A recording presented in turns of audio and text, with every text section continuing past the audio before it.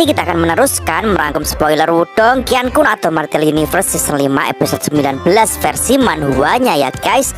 Dan gak usah berlama-lama lagi, langsung saja guys cuy. Scene beralih diperlihatkan seseorang yang diam-diam mengintip Lindong yang sedang bermeditasi di atas pohon. Orang itu di situ berkata, bagaimana dia mengambil energi Yuan dari langit dan bumi secara bersamaan? Apa dia punya semacam item rahasia? Sebenarnya apa rahasia di balik perkembangannya yang sangat cepat? Jika aku bisa mengungkap rahasianya, mungkin aku akan bisa menjualnya sebagai informasi yang sangat berharga. Tapi tiba-tiba saja Lindong pun menghilang. Jelas orang itu sangat kaget dan berkata, kemana ya pergi? Apa dia pergi saat aku sedang menulis barusan? Dan ternyata saat ini Lindong sudah berpindah di belakang orang itu. Dan dengan santai ia pun bertanya, apa yang kau lakukan di sini? Orang itu pun langsung kaget bukan main. Wah, dia pun langsung gagap dan menjawab, aku hanya orang yang sedang lewat. Aku tidak melakukan apa-apa. Lindong pun tampak keheranan melihat hal itu. Apa dia laki-laki? Lindong pun lanjut berkata, jangan berpikir bahwa aku tidak tahu kalau kamu telah mengikuti aku. Siapa kau? Kenapa kau memata-mataiku? Orang itu pun masih terdiam dan berkata di dalam hati, jika aku ketahuan mengorek rahasianya, bagaimana aku bisa menjual informasinya nantinya? Orang itu pun lalu berkata, tidak ada, aku cuma lihat-lihat kok. Seketika ia pun dengan cepat langsung kabur. Lindong pun jadi terkejut dan ia pun segera mengejar orang itu. Tapi orang itu sangat yakin kalau tak ada seorang pun yang lebih cepat darinya. Lindong pun segera mengeluarkan energi mentalnya. Tapi tak disangka, Lindong tak bisa menangkap orang itu walaupun dengan energi mentalnya.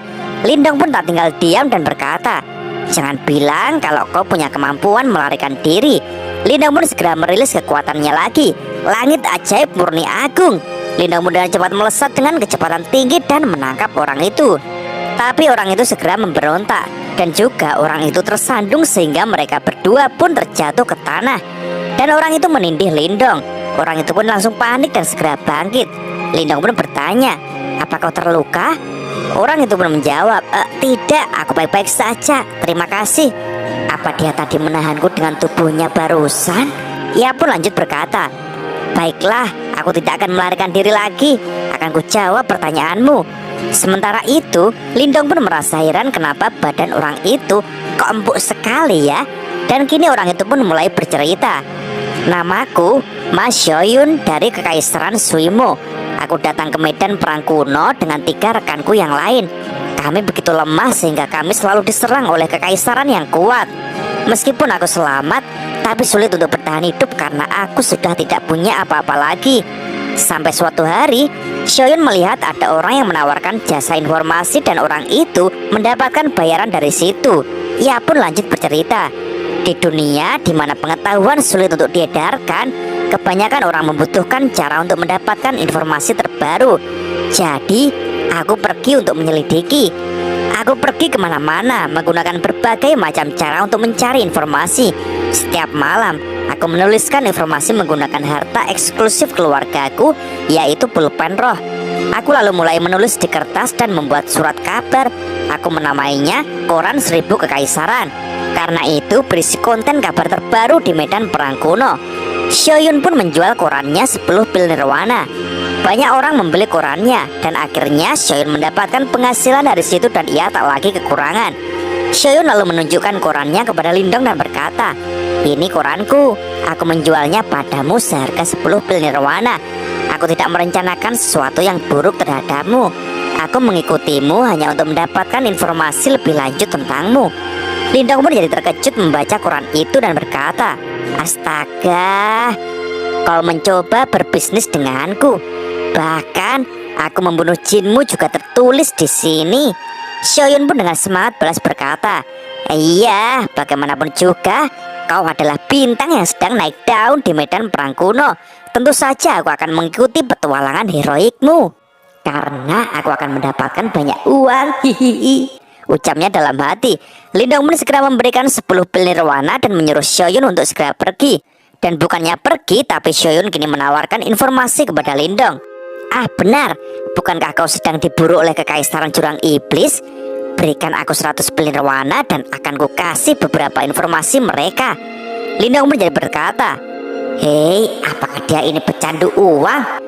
Beritahu dulu informasinya, akan ku bayar jika itu layak. Xiaoyun pun merasa kalau Lindong memang orang yang waspada. Dia pun mulai bercerita, Kekaisaran Jurang Iblis telah mengirim lebih dari 10 orang untuk memburumu. 2 dari mereka berada di tahap nirwana di atas level Lipan, terutama orang yang disebut dengan Leise. Dia peringkat ketiga di Kekaisaran Jurang Iblis secara keseluruhan. Hanya segelintir orang yang sebanding dengan dia. Dan aku telah mendengar bahwa bahkan dia telah lolos ujian nirwana. Dan Leise sudah menggunakan 900.000 pil nirwana. Lari saja sejauh yang kau bisa. Jangan pernah biarkan mereka menemukanmu. Lindong pun menyahut, bagus, itu informasi yang detail. Xiaoyun pun lanjut berkata, itu saja yang aku tahu. Kita harus berpisah di sini. Lindong pun menyahut, baiklah, sampai jumpa. Xiaoyun pun segera berlari pergi dari situ. Xiaode pun kini muncul dan berkata, bocah itu cukup pintar untuk seorang master simbol. Lindong pun balas berkata, tampaknya akan sangat merepotkan untuk menghadapi para nirwana tingkat tinggi. Jika saja aku memiliki cukup pil nirwana. Aku hanya memiliki sekitar 60.000 pil nirwana di tanganku. Xiaode pun menyahut, hehe, apa kau masih berusaha untuk mengumpulkan pil nirwana? Lindong pun balik bertanya, apa kau punya ide, Xiaode? 5 hari kemudian, terlihat Chenmu telah menemukan jejak Lindong. Kedua bawahan Chenmu pun jadi menertawakan Lindong yang dianggap cupu karena jejaknya sangat mudah untuk dilacak. Akan tetapi Chenmu pun jadi curiga dan berkata, aneh, meskipun sulit untuk menghapus tanda darahnya, dia kan bisa perlahan-lahan menghapusnya. Tapi dia tidak melakukan itu sama sekali. Mengapa dia tidak menghapusnya? Dan dari belakang tiba-tiba muncul seseorang yang memanggil, Chenmu, kita harus cepat. Kita sudah membuang banyak waktu. Chenmu pun lalu berkata, aku tidak melihatnya untuk sementara waktu. Tetapi saudara Leise tampaknya bahkan menjadi lebih tidak terjangkau. Sepertinya dia menjadi lebih kuat setelah melalui ujian nirwana. Leise yang kini sudah muncul pun balas berkata, bukankah seharusnya kalian mulai bergerak? Aku benar-benar ingin melihat seberapa kuat Lindong itu. Beraninya dia membunuh orang-orang Kekaisaran Jurang Iblis kita. Seketika Chenmu pun segera bergerak bersama anggotanya. Singkat cerita, Chenmu pun kini sudah menemukan Lindong.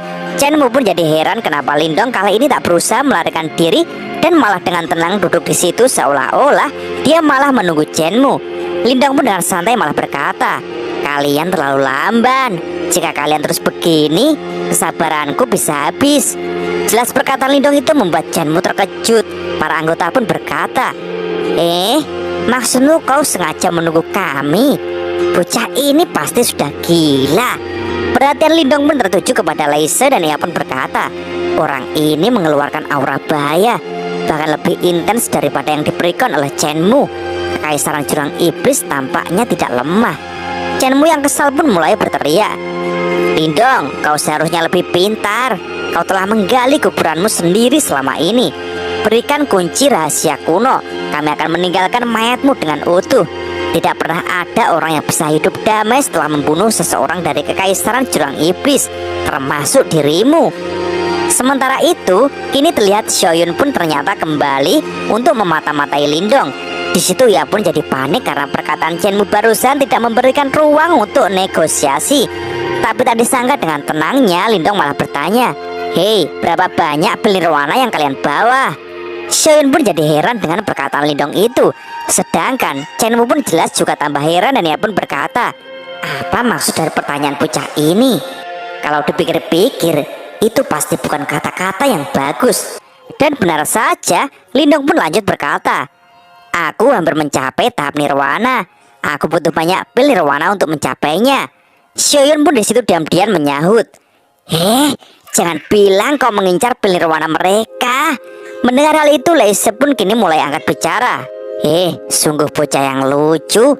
Tapi bocah sepertimu pasti tidak akan hidup lama. Aku membawa 150.000 pil nirwana. Ambillah jika kau bisa. Dan dengan santainya Lindong pun tanpa takut balas berkata, 150.000? Sungguh domba yang sangat gemuk. Jelas hal itu membuat para anggota Kekaisaran Jurang Iblis pun sangat kaget dengan pernyataan Lindong yang sembrono itu. Xiaoyun pun di situ juga diam-diam menyahut, "Hei, dia bahkan berani berencana untuk melawan mereka." Laisa pun kini berkata, "Chenmu, selesaikan masalahmu sendiri. Aku tak ingin ada kesalahan hari ini." Chenmu pun segera menjawab, "Baiklah, senior Laisa.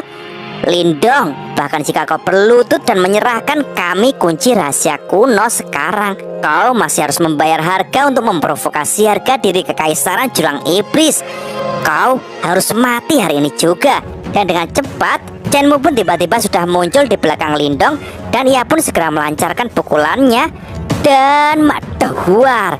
Dengan cepat Lindong pun segera merilis perisai yang menahan pukulan Chenmu. Lindong pun langsung mengeluarkan tombak surgawinya, sedangkan Chenmu pun juga lanjut memberikan pukulan telapak gunung penghancur dan duar. Kini kedua pukulan itu bertabrakan. Akan tetapi Chenmu pun terkejut karena ia merasa kekuatan Yuannya tersedot, sehingga ia pun langsung melompat mundur. Lindong pun hanya tertawa dan berkata, "Hahaha, sepertinya 500.000 pil nirwanamu akan terbuang percuma." Xiaoyun yang melihatnya pun berkata di dalam hati, "Chenmu menempati urutan keempat dalam kekaisaran Jurang Iblis. Dia tidak hanya kuat, tapi juga licik. Anak buahnya sering memujinya. Jadi tanpa sadar, dia menjadi sedikit angkuh, tapi dia menjadi lebih aneh dari waktu ke waktu. Karena Chenmu pun semakin hari suka menyalahkan para bawahannya, dan terlihat di situ ia berteriak, 'Ini semua karena sanjungan kalian sehingga aku sekarang merasa sulit untuk melakukan kemajuan.' Para anggota yang ketakutan pun berkata, dari mana datangnya logika seperti itu?" Chenmu pun lanjut berkata, "Aku hanya ingin mendengar kejujuran dari sekarang. Sanjunglah aku lagi jika kalian ingin kuhajar." Dan kini Xiaoyun yang masih mengintip pun lanjut berkata, "Dia menjadi sangat mudah marah ketika dia menabrak hambatan dalam pelatihannya. Aku jadi penasaran bagaimana hasil pertarungan kali ini." Chenmu yang merasa terhina oleh perkataan Lindong tadi, dia pun jadi marah dan berkata, "Sekarang beraninya kau menghina aku? Aku akan memotongmu sampai tak tersisa."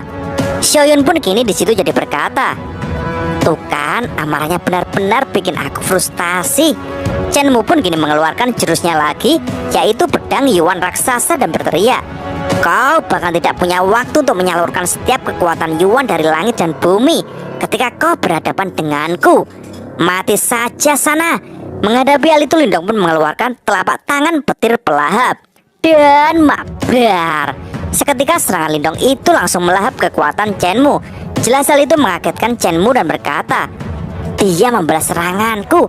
Ada yang tidak beres dengan bocah ini." Dan kini pukulan telapak tangan Lindong pun lanjut akan menghantam Chenmu dan maduar. Chenmu yang terhantam jurus Lindong pun jadi syok karena tiba-tiba saja kekuatan Yuannya menghilang. Hal itu membuat anggota pun jadi panik. Mereka pun segera berkata kepada Laisa, "Senior Laisa, ini buruk. Kakak Chenmu kalah dari Lindong." Akan tetapi Chenmu pun masih tak percaya dan berkata, "Mustahil, jangan asal ngomong. Aku belum kalah. Aku masih bisa bertarung." Sedangkan Laisa pun berkata, "Chenmu, kau bukan tandingannya.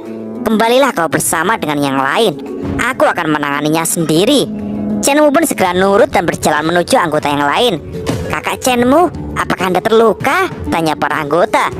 Chenmu yang gengsi pun menjawab, "Diam." Dan kini Laisa pun berkata, "Sepertinya aku sudah biasa menemukan seorang yang bermain bodoh untuk mengambil keuntungan saat ini. Sulit dipercaya bahwa seseorang yang baru saja mencapai tahap master simbol surgawi akan mampu." Lindong pun dengan santai balas berkata, "Hei, aku tidak bermain bodoh. Kalian semualah yang terlalu sombong.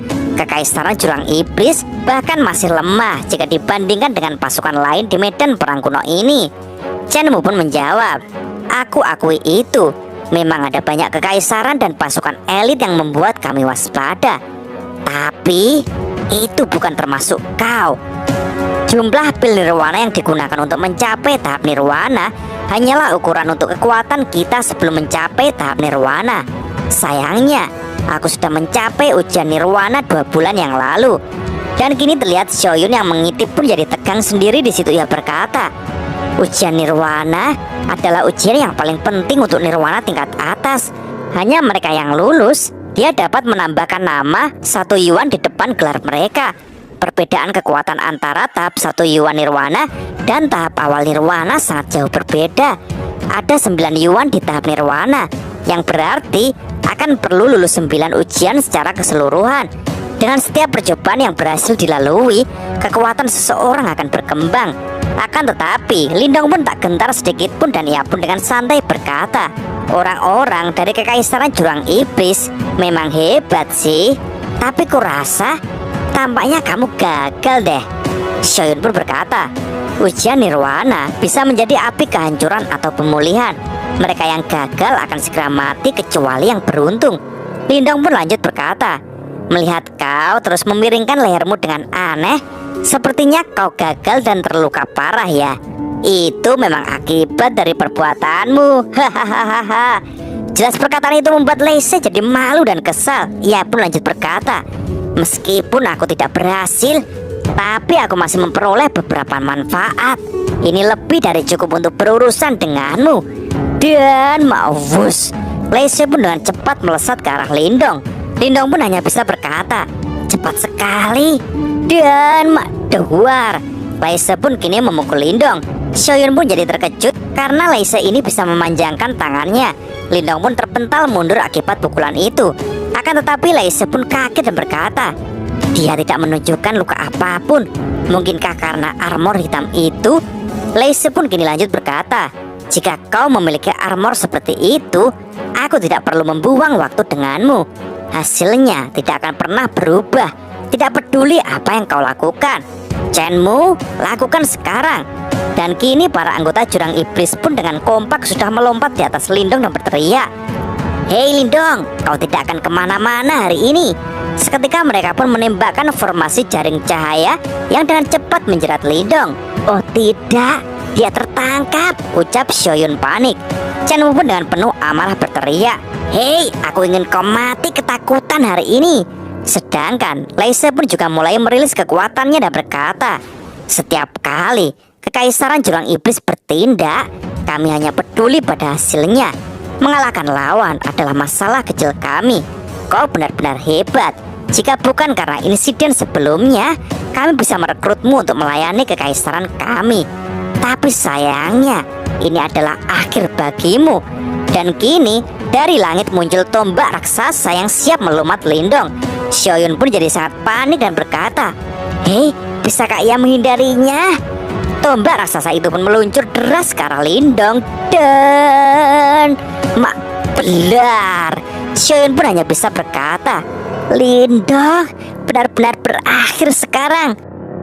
Asap yang tebal pun kini berangsur-angsur mulai memudar. Para anggota Jurang Iblis pun menunggu untuk melihat jadi apa Lindong kali ini. Akan tetapi tiba-tiba saja Lei Se pun gemetar dan berkata, "Bagaimana mungkin bocah ini masih hidup?" Dan benar saja, Lindong saat ini memang masih hidup dan tak tampak terluka sama sekali. Dan dengan aura hitam yang melindunginya, Lindong pun sambil tersenyum berkata, "Kan sudah aku bilang, aku sudah menunggu kalian semua." Melihat hal itu, Lei Se pun jadi shock bukan main guys. Dan cerita pun bersambung.